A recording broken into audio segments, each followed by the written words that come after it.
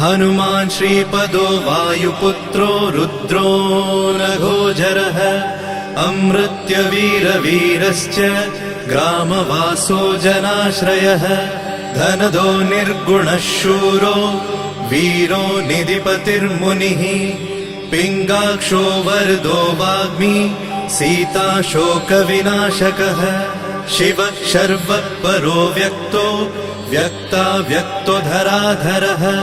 पिङ्गकेशः पिङ्गरोमा श्रुतिगम्यः सनातनः अनादिर्भगवान् देवो विश्वहेतुर्जनाश्रयः आरोग्यकर्ता विश्वेशो विश्वनाथो हरीश्वरः भर्गो रामो रामभक्तः कल्याणप्रकृतिस्थिरः विश्वम्भरो विश्वमूर्तिर्